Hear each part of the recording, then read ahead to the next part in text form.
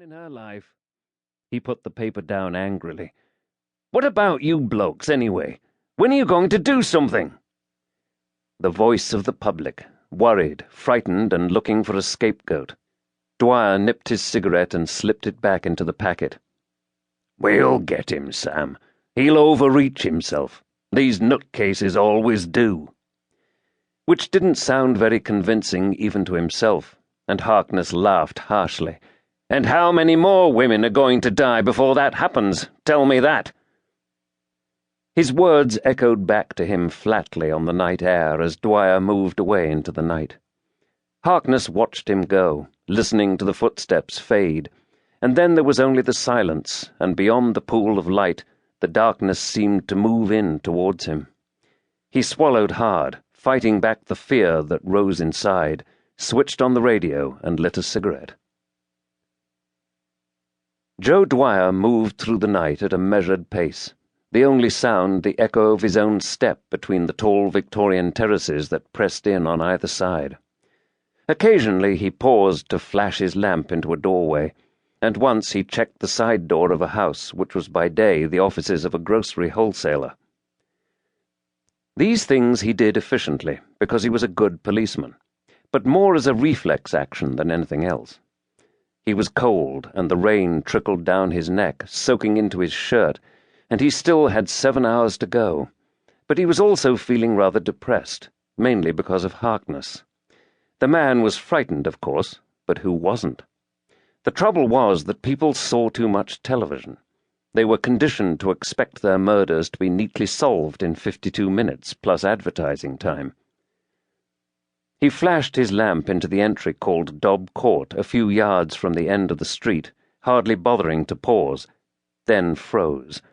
The beam rested on a black leather boot, travelled across stockinged legs, skirt rucked up wantonly, and came to rest on the face of a young woman.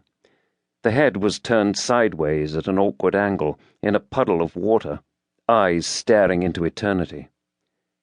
And he wasn't afraid. That was the strange thing.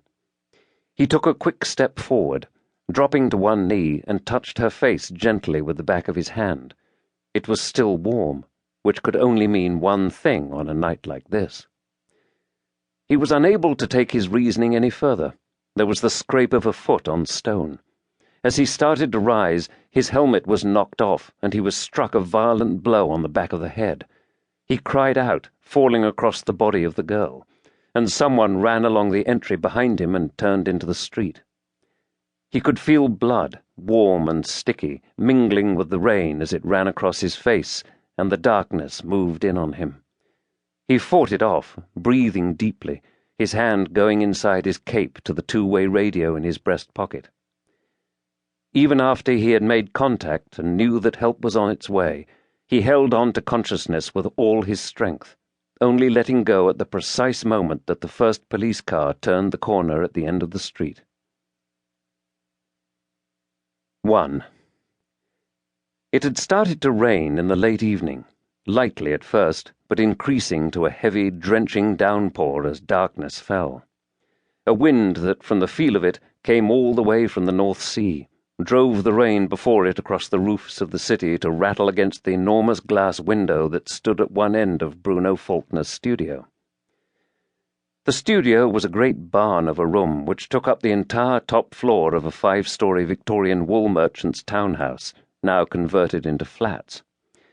Inside, a fire burned in a strangely medieval fireplace, giving the only light, and on a dais against the window 4 great shapes, Faulkner's latest commission, loomed menacingly.